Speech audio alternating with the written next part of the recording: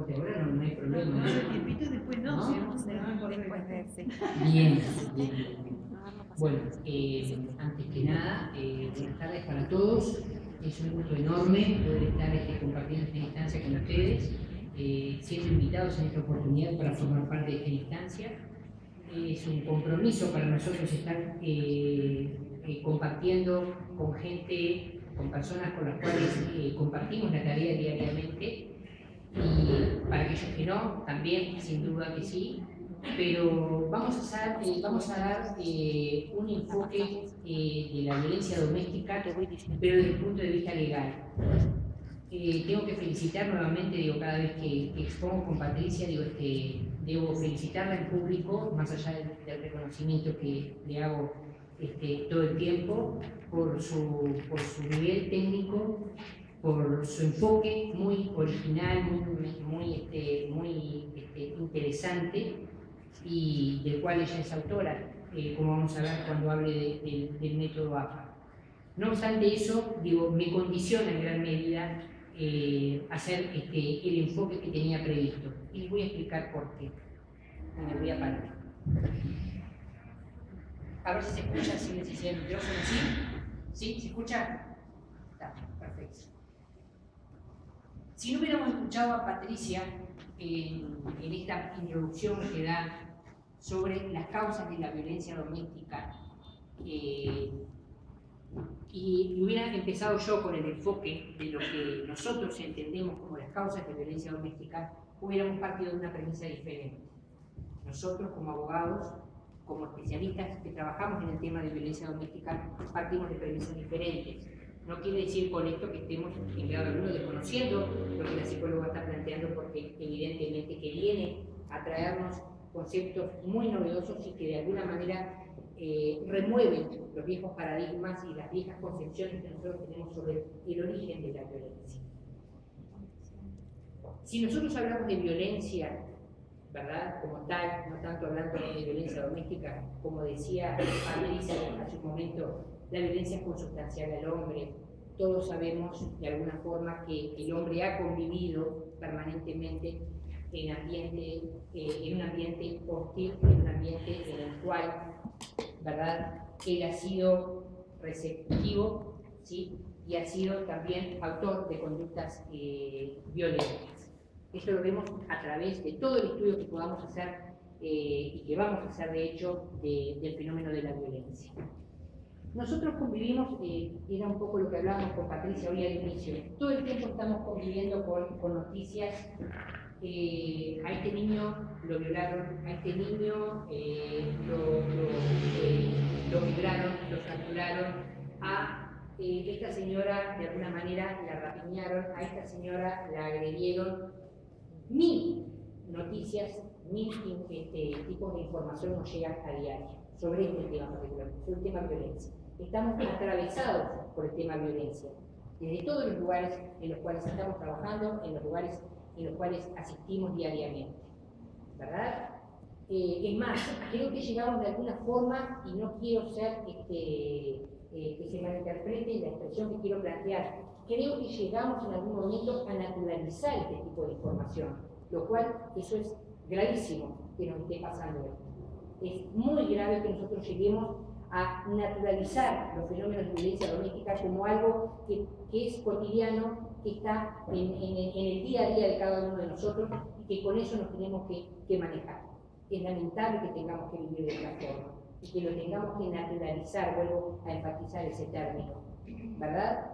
Porque no es así, porque el hombre tiene herramientas, el ser humano tiene herramientas y tiene condiciones para modificar sus patrones de comportamiento, y creo que es ahí a donde tenemos que apuntar. No puede ser que día a día nosotros estemos tomando conocimiento de situaciones tan aberrantes como las que estoy planteando ahora, que las vemos en el cotidiano y que de alguna manera quedemos como paralizados frente a la situación. No tengamos respuestas, o si las tenemos, de alguna manera como que cuesta ponerlas en práctica, porque no encontramos la forma, porque no podemos de alguna manera organizarnos debidamente para poner en práctica este tipo de medidas, o de alguna manera porque los recursos de los cuales disponemos no son adecuados o no son suficientes. Mil hipótesis que pueden llevar a concluir por qué nosotros estamos hoy por hoy de cara a este problema y no estamos pudiendo dar respuestas. Todo un gran desafío para los que trabajamos en este tema, todo un gran desafío, ¿verdad? Ustedes como trabajadores que trabajan con infancia, que trabajan con adolescencia, lo verán diariamente. ¿Qué hacemos con esto? ¿A dónde recurrimos? ¿Quién nos puede escuchar? ¿Quién nos puede dar soluciones a esto? Las soluciones existen. Vamos a ver ahora que hay un marco normativo que lo que a mí respecta, lo que a mi intervención respecta, perdón, que nos ampara, que nos guía, que nos pauta la forma de trabajo. Pero no es eso solamente. Va mucho más allá del marco normativo que existe, porque eso hay que ponerle un andamiento también para dar una respuesta efectiva. Entonces digo, hay un montón de hipótesis con las cuales nos enfrentamos día a día, y estas preguntas que un poco tienen, que mucho tienen respuesta con lo que acaba de dar Patricia, es por qué actuamos así, por qué estamos de esta forma, por qué tendemos a minimizar o a que no nos provoque tanto impacto situaciones que son terribles. No sé si voy siendo claro con el planteo, ¿sí? El tema de la violencia doméstica, específicamente, para retrotraernos a lo que es la violencia doméstica en sí, primero tenemos que definir familia, ¿tá? Y ahí sí nos vamos a ir ayudando un poco en las presentaciones que hicimos en PowerPoint. Digo, cuando hablamos de familia, ¿tá? Vamos a ver que podemos tomar una definición de Levi-Strauss que habla de que una familia proviene de la unión de dos familias al mismo tiempo que de su fragmentación. A su vez los hijos se separarán para formar otro agrupamiento diferente, creándose un entramado más complejo con una organización más amplia que es la sociedad. Es una definición de las tantas que manejamos, quizá un poquito más compleja que las cotidianas que manejamos diariamente.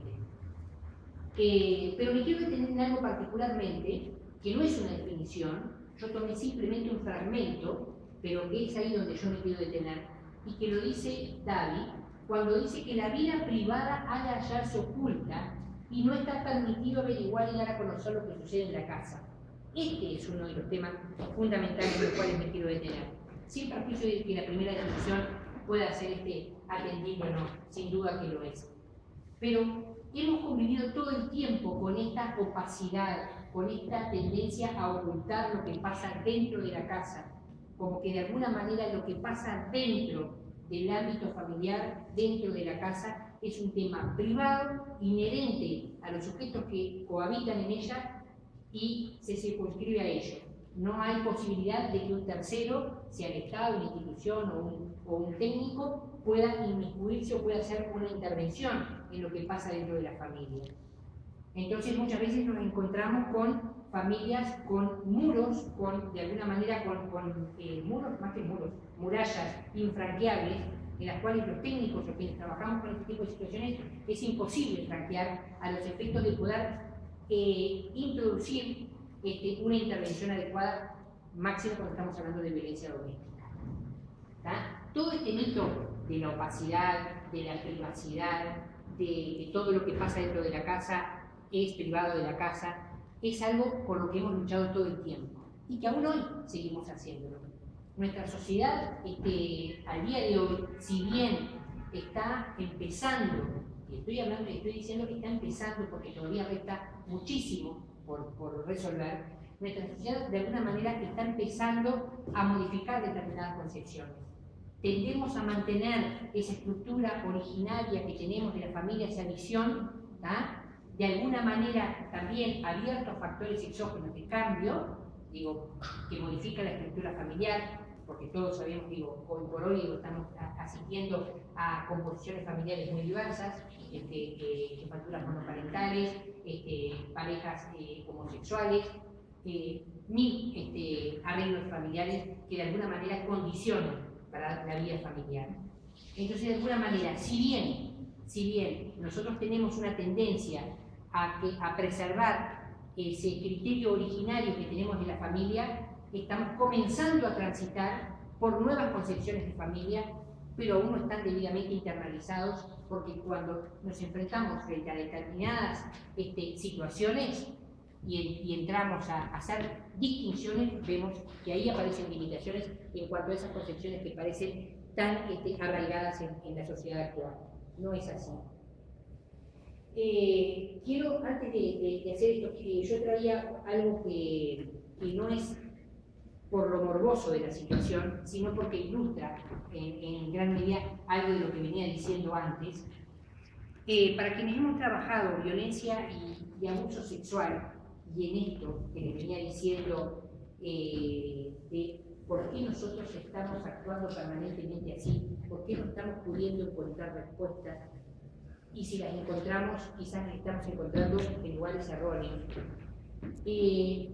Nos pasó en más de una oportunidad en el centro del cual yo formaba parte, y quiero aclarar, formaba parte porque se dijo que en la actualidad forma parte, ya no, ese servicio ya no existe más. Trabajábamos con situaciones de niños y niñas víctimas de maltrato y abuso sexual infantil, y no quiero irme del tema, pero creo que este punto es fundamental. En más de una oportunidad nos tocó, y nos coincidió que eran familias del ámbito rural, pero no necesariamente tiene que ser del ámbito rural. Nos pasó en dos oportunidades de familias, un padre, un padrastro en una situación y un padre legítimo en otra, que nos plantearon a los técnicos intervinientes que en su entorno, digo que de alguna manera en su lugar, en su hábitat, estaba legitimado o estaba consensuado que iniciar sexualmente a sus hijas mujeres, de alguna manera, ¿verdad? Y lo decía con total naturalidad. En casa, en mi casa, quien inicia a las hijas mujeres soy yo, porque de alguna forma siempre se ha hecho de esa forma. Antes que lo haga alguien desconocido y que lo haga sin ningún tipo de cuidados, lo hago yo. Y estaba completamente legitimado y completamente seguro de lo que estaba planteando. Cuando nosotros volvíamos sobre el planteo y pretendíamos que esa persona volviera a hacer el planteo y se escuchara a sí mismo para ver si lograba hacer una construcción diferente de lo que estaba pasando, volvían a pararse en el mismo lugar. No, está bien, yo soy el papá, yo inicio sexualmente a mi hija antes de que lo haga un tercero y no sepa cómo lo hago. Y cuando nosotros pretendíamos incidir desde el lugar del técnico que estábamos trabajando, desde las diferentes miradas, no solamente desde la legal obviamente, tratando de mostrarle a ese individuo que eso era un delito, de que era una conducta reprochable desde todo punto de vista, que culturalmente era aberrante, de lo perjudicial que podía ser para la psiquis, que podía ser lo que es para la psiquis de ese niño, digo, no lo entendía o no lo lograba comprender. Y eso se ha ido, digo, de alguna forma también se ha ido trasladando generación tras generación. Entonces, digo, también ha costado mucho romper con esas conductas o con esas costumbres más que nada, ¿verdad? Entonces, digo, lo quise traer porque, digo, siempre es algo, digo, que es un ejemplo extremo, pero que de alguna manera nos vienen a ilustrar cómo de alguna manera determinadas conductas están siendo tan naturalizadas, tan interiorizadas en la mente del individuo, que las repite sistemáticamente, y cuando intentamos hacer una intervención no se nos permite, pero no se nos permite por egoísmo, sino porque conceptualmente ese concepto ya está incorporado de esa manera. Entonces digo, es muy difícil. Entonces digo, Patricia, obviamente que Patricia le está dando otra justificación y otro origen a estas causas, que claramente las hay, sin duda que las hay. Pero nosotros desde el área legal, obviamente que no tenemos las herramientas por las cuales va a manejar Patricia en el módulo 3, ahora que les va a plantear con mucho rigor técnico las causas de todos estos temas. Me fui un poquito de tema, pero creo que venía muy de la mano por lo que venía planteando al inicio. Si nos metemos de lleno en lo que es el estudio de la violencia doméstica como tal, vamos a ver un autor, Erichter, que en el año 99 definía la violencia, sin perjuicio de cómo está hoy por hoy definida en la ley 17.514, que es la que refiere a violencia doméstica. Este autor hablaba de la violencia diciendo que es la relación en la cual se produce un empleo de la fuerza, ya sea física, psíquica, sexual, ¿verdad?, de una persona que es más fuerte sobre otra, susceptible de ocasionar el terror, la huida, el sufrimiento o la muerte del ser humano. Vean aquí que de alguna manera, ahora cuando veamos y entremos directamente en el estudio de la ley 17.514, ya este autor, sin ser abogado ni mucho menos, ya estaba planteando determinadas cosas que para nosotros son fundamentales. El empleo de la fuerza queda claro, que en toda relación de violencia la hay. La simetría de poder que tanto nosotros pensamos, ¿verdad? Cuando hay un poder, ¿verdad?, que está siendo usado y usado con abuso, ¿verdad?, con intencionalidad manifiesta de lograr el abuso de poder, ahí se provoca violencia, no hay una relación simétrica, ¿verdad? Y la idea de ocasionar terror, huida, sufrimiento o muerte del ser humano justamente es una consecuencia inescindible de lo que implica la violencia. La Organización Mundial de la Salud también tomó a la violencia y la definió como el uso de la fuerza o el poder físico de hecho o como amenaza contra uno mismo, otra persona o grupo o comunidad que cause o que tenga probabilidad de causar lesiones, muerte, daño psicológico, trastorno del desarrollo y privaciones. ¿Sí?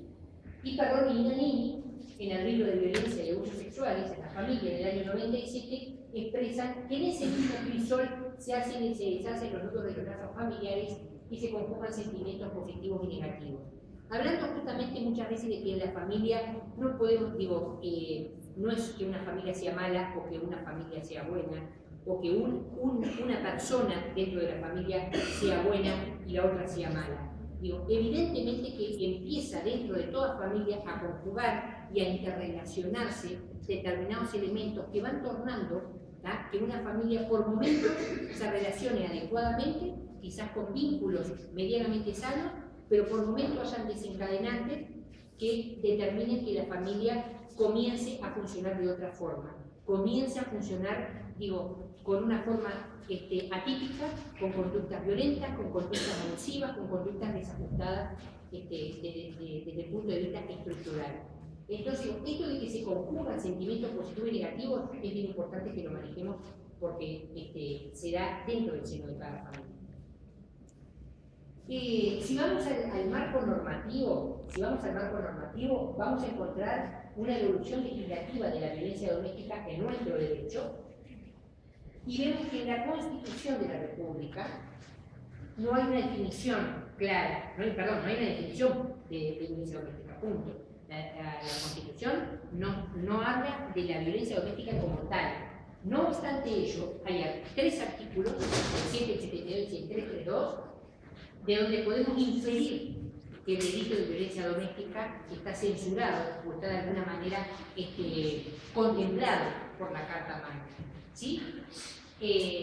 La ley 16.045 del 89, ya un poco más adelante, está ordenado cronológicamente, la ley de 1989 habla de la prohibición de toda discriminación que viole el principio de igualdad de trato y oportunidad para ambos sexos.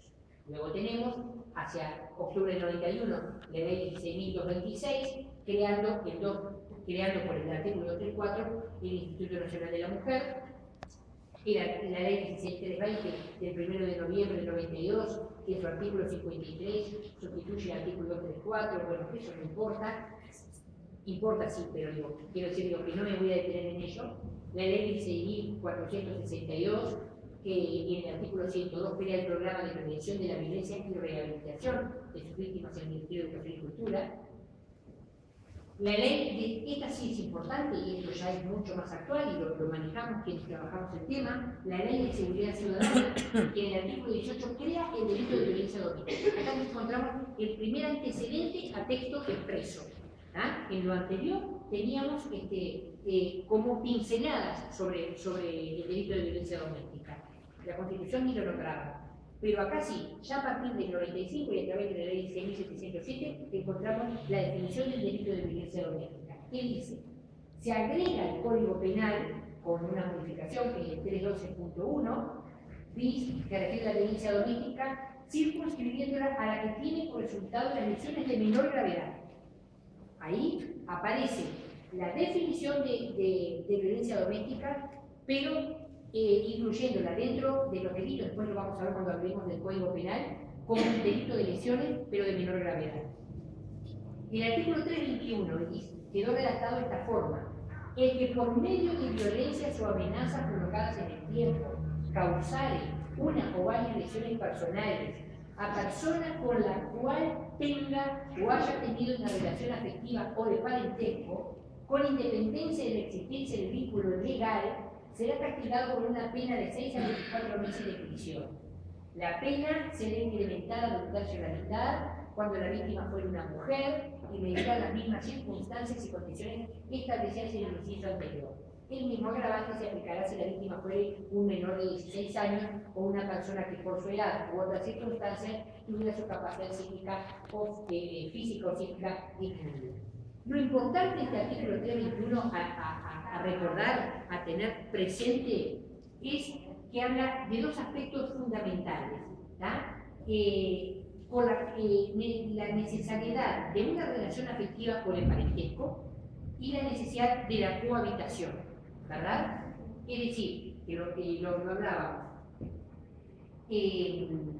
necesariamente para que se dé el delito de violencia doméstica, y eso lo vamos a ver más específicamente cuando analicemos la 17.514, se tiene que dar entre personas que tengan un vínculo de parentesco entre sí, ¿sí?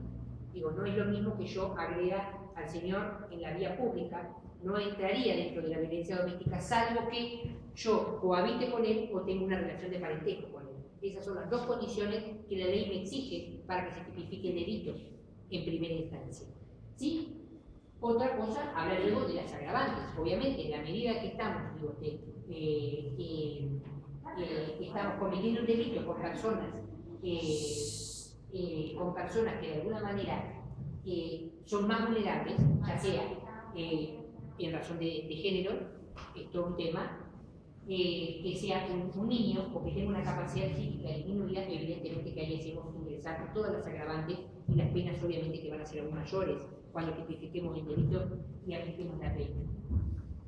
La ley 6.736 del 5 de enero del 96, en su artículo 348, agrega los artículos 234 de la ley 16.226 en la redacción dada por el 253 de la ley, el cometido más establecido por el principio de la mujer y la familia, asesorar sobre la forma de prevenir la violencia sexual y doméstica.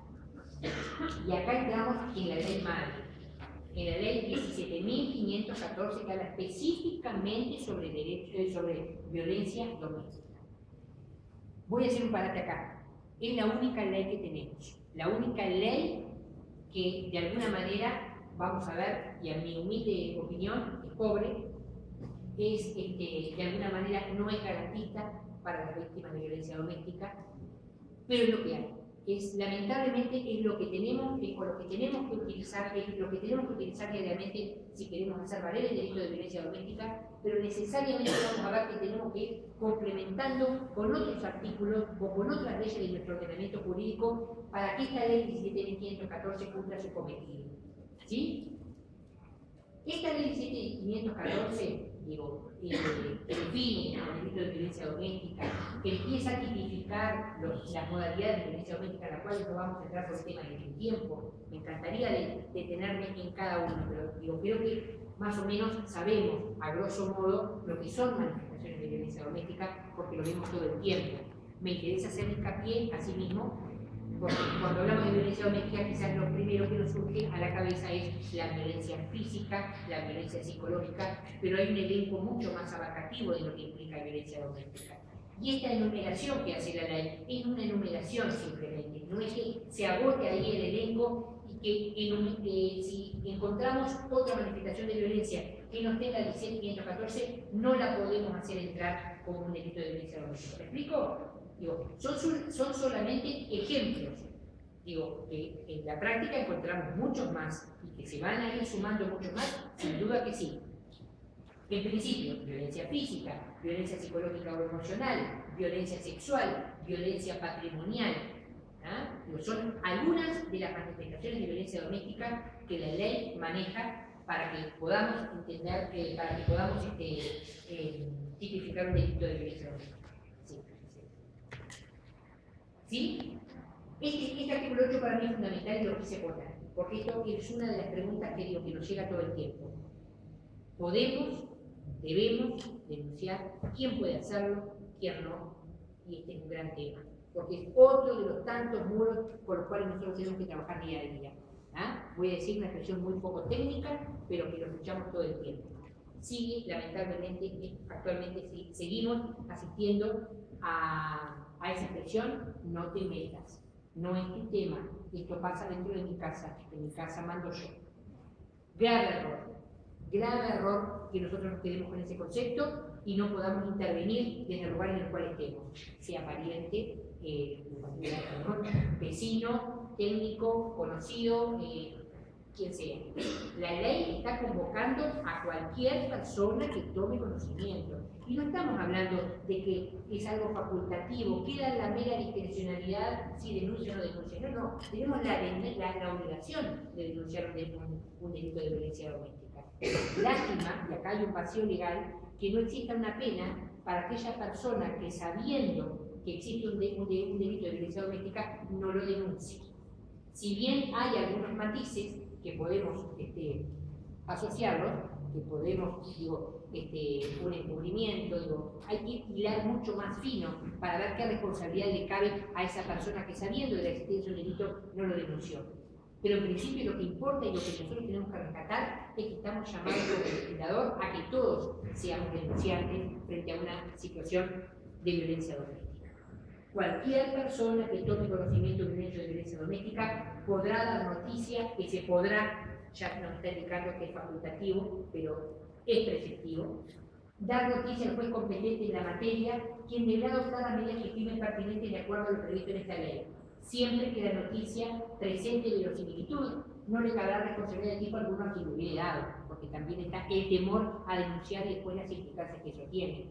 Yo digo, eso de que lo van a llamar después al juzgado, a ratificar la denuncia, a si voy a tener que estar frente a frente con el agresor, si voy a ir a un careo o no voy a ir a un careo. Bueno, esas preguntas, obviamente que todo el tiempo me están llegando, ¿verdad? Pero es importante que me quede claro que la persona que denuncia no le cabe responsabilidad. Que sí, puede ser que sea llamado, seguramente sea llamado judicialmente a ratificar su denuncia, pero no por eso le va a caber una que también es procesado, por ejemplo.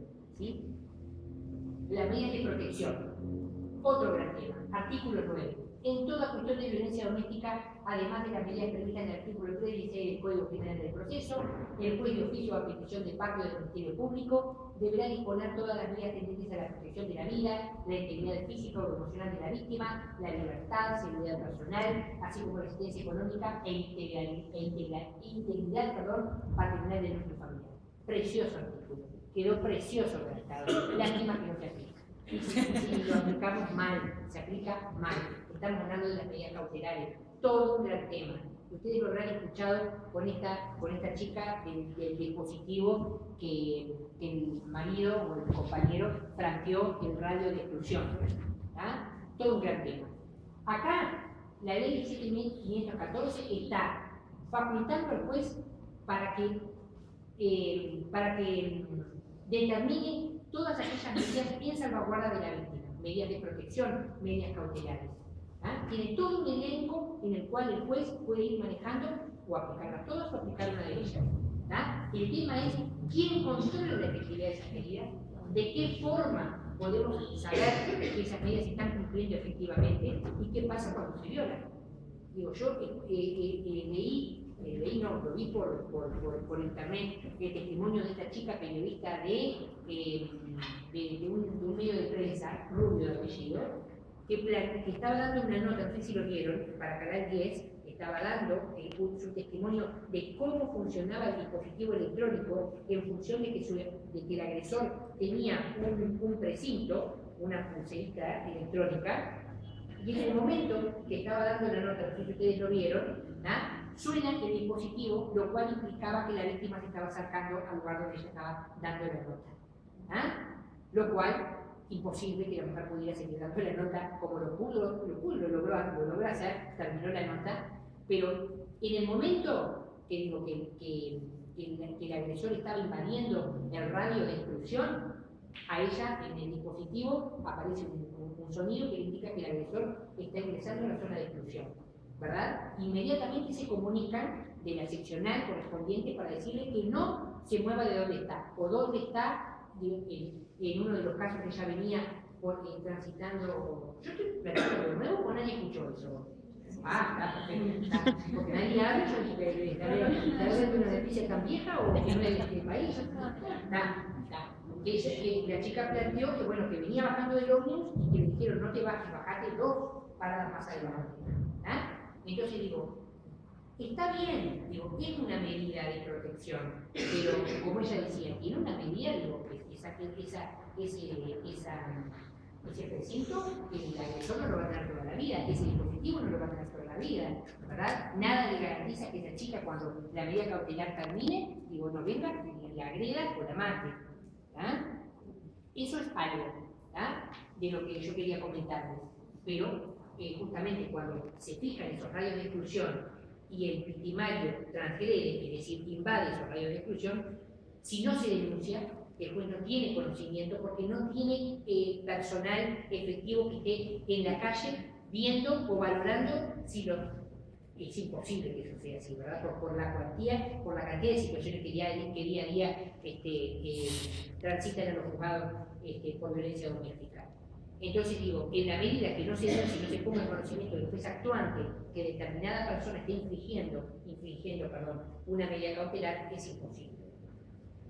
Artículo 10, lo que decíamos hoy, el retiro del agresor de la residencia común, disponer el reintegro al domicilio con residencia de la víctima, prohibido restringir o limitar la presencia del agresor, prohibir al agresor comunicarse, relacionarse, entrevistarse, incautar armas de fuego, fijar una obligación alimentaria, disponer la asistencia obligatoria del agresor a programas de rehabilitación y asimismo, si corresponde, resolver provisoriamente todo lo relativo a las pensiones alimenticias. Es decir, que acá estaba lo que hablábamos hoy, numerado el elenco de medidas cautelares que el juez puede disponer. ¿Sí? Sí. Sí. Después, importante, la sanción de la ley 17823, que es el Código de Niñez y Adolescencia, otro gran tema para nosotros. La ley 18.914, la modificativa de la ley 17824, que habla sobre la integridad personal de niños, niñas y adolescentes, que es la prohibición del castigo físico de la senadora Margarita Perkovich, ¿verdad? No sé si lo recuerdan, este proyecto de ley que se sancionó y fue incorporado al Código de Niñez y Adolescencia, que es la prohibición expresa de castigar a un niño. ¿Se acuerdan de que eso estuvo cuando estábamos en la etapa de elaboración de esta enmienda, o de esta ley que se incluye al código? Estuvo muy en duda si una bofetada era un castigo o no era un castigo, si una palmada era o no era un castigo, o si se tenía como algo aleccionador. Simplemente digo, o si de alguna manera ya el hecho de dar una sola bofetada ya era castigo físico. Se entendió, luego de ambas discusiones, que cualquier tipo de agresión física es una manifestación de maltrato y como tal está censurado legalmente. Entonces digo, esto de que una bofetada o una palmada con mero ánimo correctivo está dentro de las potestades del papá o de la persona que esté ejerciendo el control de ese niño, no está admitido legalmente. Sí. La ley 18.450, un gran avance, beneficios para hijos de personas fallecidas por hechos de violencia doméstica. Eso es nuevo, y ya se están efectivizando esas prestaciones que se están dando a hijos de personas que fueron muertos por hechos de violencia doméstica. Y por último, la ley 19.039, nueva, del 7 de enero de este año, que habla de la pensión a las víctimas de delitos violentos. Esto de alguna manera es toda una manera muy rápida, ¿no? Imposible detenernos en lo medular de cada ley porque llevaría horas. Pero digo, a grosso modo es un pantallazo por todo el ordenamiento, por toda la evolución legislativa desde la Constitución de 1830 hasta enero del 2013, con todo lo que hemos visto con relación al delito de violencia doméstica. Sí, obviamente que Uruguay, digo, no solamente tenemos normas de derecho interno para regular el tema de la violencia doméstica. Obviamente que Uruguay ha sido un país en el cual se ha mostrado completamente afín a celebrar convenios, a celebrar tratados y convenciones con países que también están preocupados por esta misma temática. Tanto es así que Uruguay forma parte de la Convención sobre la Eliminación de todas las formas de discriminación contra la mujer. También forma parte de la Convención contra la tortura y los tratos o penas crueles. También la Convención sobre los Derechos de la Mujer, que tanto lo utilizamos quienes trabajamos en INAM. La Convención Interamericana para prevenir, sancionar y erradicar la violencia contra la mujer. ¿Sí? ¿Se acabó? Se acabó el PowerPoint. Ya está. No, de alguna manera digo, creo que hemos visto, ya les vuelvo a decir, a grosso modo, imposible de que ahondemos en esto, que la legislación lo que ha hecho, y acá viene una reflexión y ya nos vamos a tomar el café, 2 minutos y prometo que corto. Uruguay, no voy a hablar del derecho comparado, porque ya hemos dicho que Uruguay es un país afín, es un país partidario de hacer convenios con países que les interese el tema. Pero lo que me interesa conceptualizar es que Uruguay ha tratado de salir del paso en este tema. Y acá viene, para quienes me han escuchado en otras oportunidades, dirán, otra vez viene la crítica de mi hombre con relación a este tema. Pero lamentablemente sigo pensando lo mismo hasta que no se me demuestre lo contrario. Uruguay tuvo que sancionar rápidamente esta ley porque la coyuntura política, la coyuntura social en la cual estábamos viviendo necesitaba de una ley que se ajustara. Todos los países muy cercanos a nosotros y países de avanzada con legislaciones específicas sobre derechos de niñez y adolescencia tienen leyes específicas sobre derechos de niñez y adolescencia. Uruguay no quiso quedar atrás, pero sacó algo y lo sacó en una forma empobrecida. Una ley que, si bien en su espíritu está bien, la aplicabilidad es muy limitada. Una aplicabilidad que, como vimos, se dificulta mucho por falta de recursos, por falta de garantías. ¿Verdad? Un código de niñez y adolescencia, como hemos visto, que es un código que para tocar o para abordar o para regular, mejor dicho, un macro tema como lo es la infancia y adolescencia, tan solo con 2 artículos, como siempre digo, pretendió regular todo lo que era el tema maltrato infantil. Imposible que en 2 artículos pudiéramos tocar todo un tema, ¿verdad?